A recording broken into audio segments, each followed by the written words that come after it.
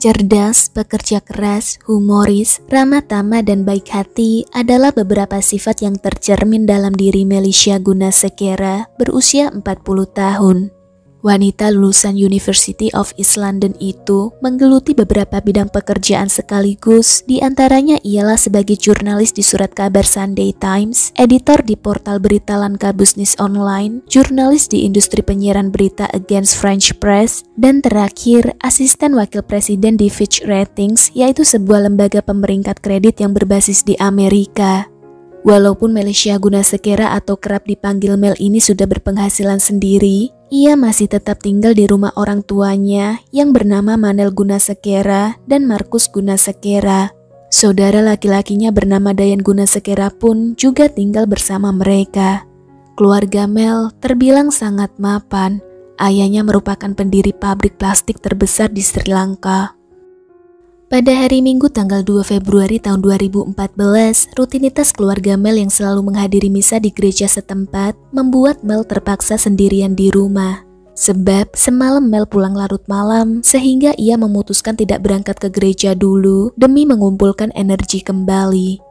Bukan sekali ini saja Mel absen menghadiri misa di hari Minggu. Bisa dikatakan Mel jarang ikut ke gereja setiap hari Minggu sebab rutinitasnya yang terlalu padat.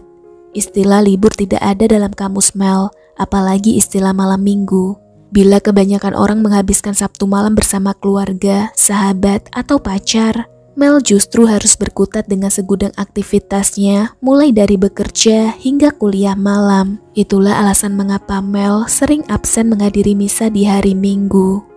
Masih di hari Minggu tanggal 2 Februari tahun 2014, keluarga Mel sama sekali tidak memiliki firasat buruk apapun waktu meninggalkan Mel sendirian di rumah. Namun, saat keluarga Mel pulang dari gereja, mereka merasa ada yang janggal ketika melihat anjing peliharaan mereka lepas dari kandangnya. Ibu, ayah, serta saudara laki-laki Mel langsung bergegas masuk ke dalam rumah untuk memeriksa keadaan. Saat mereka memasuki ruang dapur, betapa syok dan terkejutnya mereka bertiga menemukan tubuh Mel bersimbah darah tergeletak tak sadarkan diri di lantai dapur. Markus sang ayah mencoba menyadarkan putrinya. Nak, bangun. Katakan kepada kami siapa yang melakukan ini padamu. Mel tidak merespon pertanyaan tersebut sama sekali sebab kondisinya sangatlah kritis. Keluarga Mel pun segera menelpon kepolisian setempat. Bersamaan dengan itu, para tetangga mendatangi kediaman keluarga Mel. Markus yang sedari tadi berusaha membangunkan putrinya, perlahan mulai menyerah. Markus menutup kedua mata Mel, lalu membaringkan tubuh putrinya di atas kasur, sembari menunggu petugas datang. Beberapa menit berlalu, petugas medis dan petugas kepolisian desa Talangama yang dipimpin oleh Subinspektur Prasana Atapatu tiba di rumah keluarga Gunasekera. Masing-masing dari mereka melakukan tugasnya. Polisi mulai melakukan penyelidikan awal, sedangkan petugas medis membawa tubuh Mel ke rumah sakit daerah Talangama. Sesampainya di rumah sakit, Mel dinyatakan tewas akibat sejumlah luka tusukan yang terdapat pada bagian leher dan area tubuh lainnya. Berdasarkan hasil otopsi yang dihimpun oleh Profesor Ravindra Fernando dari Fakultas Kedokteran Universitas Colombo, mengungkapkan bahwa terdapat 53 luka sayatan di tubuh Mel. Hal ini membuat Mel kehilangan banyak darah serta mengalami kerusakan jaringan tubuh. Mel menghembuskan nafas terakhir di usianya yang ke-40 tahun. Lantas, siapa yang telah tega menghabisi nyawa Mel dengan cara yang amat kejam tersebut? Karena kasus pembunuhan ini melibatkan seorang jurnalis ternama di Sri Lanka, maka Satreskrim Kota Mirihana juga diminta untuk segera mencari tahu pelakunya. Alhasil, divisi Kennel dikerahkan ke TKP dengan membawa anjing pelacak untuk membantu penyelidikan. Pada investigasi awal, polisi melihat lemari kamar Mel terbuka dan di bagian luar rumah ditemukan sebuah obeng di atas tanah. Polisi menanyakan apakah obeng itu milik keluarga Mel. Mereka menjawab tidak. Berarti kemungkinan obeng tersebut digunakan pelaku dalam membuka paksa jeruji besi jendela yang berada di ruang tamu. Selain itu, polisi juga menemukan barang bukti lainnya berupa sebilah pisau yang terlepas dari gagangnya ditemukan di area ruang tamu dan daun sirih terlipat berlumuran darah di wastafel dapur. Pisau tersebut dikonfirmasi milik keluarga Mel yang biasa digunakan untuk memotong sayuran atau buah-buahan. Tapi daun sirih yang polisi temukan di wastafel bukan milik keluarga Mel. Bisa jadi daun sirih yang ditemukan polisi sengaja dibawa pelaku ke TKP yang entah apa maksud serta tujuan pelaku membawa daun sirih dalam melancarkan aksinya. Menindaklanjuti penemuan bukti mereka, polisi menyodorkan obeng dan daun sirih yang diduga milik pelaku ke hidung anjing pelacak supaya dapat diidentifikasi baunya. Anjing pelacak pun kemudian melakukan tugas selanjutnya, yakni menelusuri bau pelaku yang didapat dari obeng serta sirih tadi. Anjing itu lalu berjalan 200 meter dari kediaman keluarga Mel. Pada jalur tersebut, polisi menyadari ada sebuah rumah yang memiliki CCTV yang kameranya berfokus merekam aktivitas di jalanan wilayah rumah keluarga Mel. Setelah polisi berhasil mengantongi izin dari pemilik CCTV, polisi beserta keluarga Mel memeriksa isi rekamannya. Dalam video yang direkam pada hari Minggu tanggal 2 Februari tahun 2014, sekitar pukul 7:28 pagi, terlihat seorang pria memakai baju berwarna kuning dan celana jeans berwarna biru, sedang berkeliaran di sekitar area tempat tinggal keluarga Mel dengan membawa daun sirih di genggaman tangannya.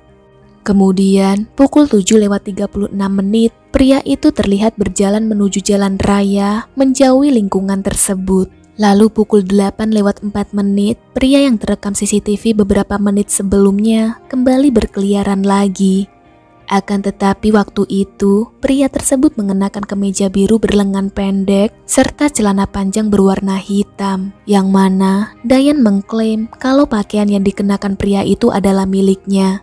Berarti bisa ditarik kesimpulan pria tersebut ialah pelaku yang membunuh saudara perempuannya Mel Gunasekera. Sebab bagaimana mungkin bisa pria itu memakai baju milik Dayan dalam waktu yang singkat jika tidak mendatangi rumah keluarga Mel lalu mengganti pakaiannya di sana.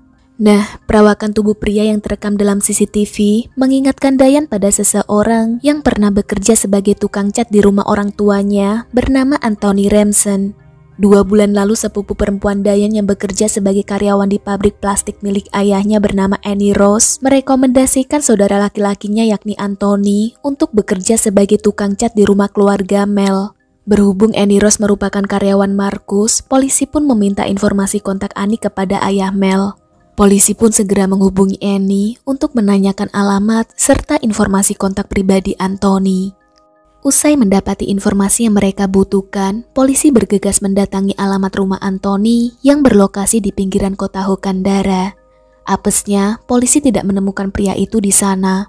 Polisi kemudian mencari tahu informasi kartu tanda penduduk Anthony dengan cara mendatangi kantor Komisi Pemilihan Umum. Setelah mendapati informasi KTP Anthony yang ternyata berdomisili di kota Dompe, sebuah tim yang dipimpin oleh Inspektur Polisi Nimal Pereira dari Unit Reserse Khusus Polsek Mirihana bergegas mendatangi alamat domisili Anthony. Setibanya di lokasi, Inspektur Polisi Nimal Pereira menyamar sebagai warga biasa dan berpura-pura menanyakan keberadaan Anthony kepada keluarganya yang sedang berada di rumah dengan dalih membutuhkan jasa pekerjaannya. Istri Anthony menjawab bahwa suaminya telah pergi dari tadi pagi dan belum kembali pulang. Demi melancarkan aksi penyergapan, Inspektur Nimal pamit pulang, lalu diam-diam melakukan pengintaian rumah keluarga Anthony dari kejauhan bersama tim kepolisian yang ia pimpin. Kemudian, sekitar pukul 8:30 malam, sosok yang mereka tunggu-tunggu yakni Anthony terlihat sedang berjalan menuju rumahnya dengan membawa kantong plastik di tangannya. Dengan segera, tim kepolisian keluar dari persembunyian mereka, bersiap menyergap Anthony.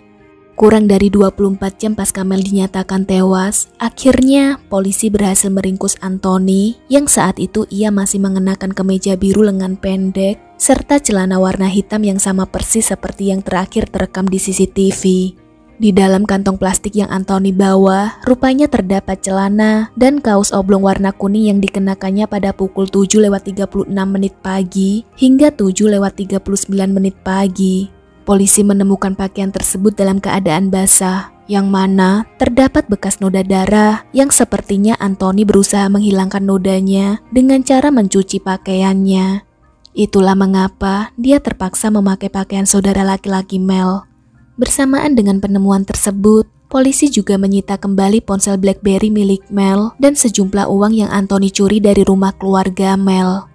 Kepada polisi, Anthony mengaku bahwa tadinya ia hanya berniat ingin mencuri barang-barang serta uang keluarga Gunasekera saja. Karena dulu dia pernah bekerja sebagai tukang cat di kediaman keluarga Gunasekera, Anthony sering mengamati kegiatan keluarga Gunasekera. Ia menetapkan hari Minggu dalam melancarkan aksinya, sebab biasanya seluruh anggota keluarga Gunasekera akan pergi menghadiri misa di gereja dalam waktu yang cukup lama. Ia mengira rumah itu bakalan sepi, tapi ternyata dugaannya salah. Mel yang awal tahun 2014 mulai sibuk menghadiri kuliah Sabtu malam, jadi jarang menghadiri misa di gereja bersama keluarganya. Pada hari kejadian, Mel memergoki Anthony menyusup ke dalam rumahnya. Panik dan takut kalau Mel akan melaporkannya ke polisi, Anthony memutuskan untuk mengambil nyawa Mel dengan menggunakan pisau dapur. Mel sempat melawan Anthony, namun akhirnya Mel tumbang akibat 53 serangan tusukan yang dilayangkan Anthony. Usai menghabisi nyawa Mel, Anthony menggasak ponsel BlackBerry milik Mel serta uang sebanyak 1,2 juta rupiah Sri Lanka atau setara dengan 84 juta rupiah.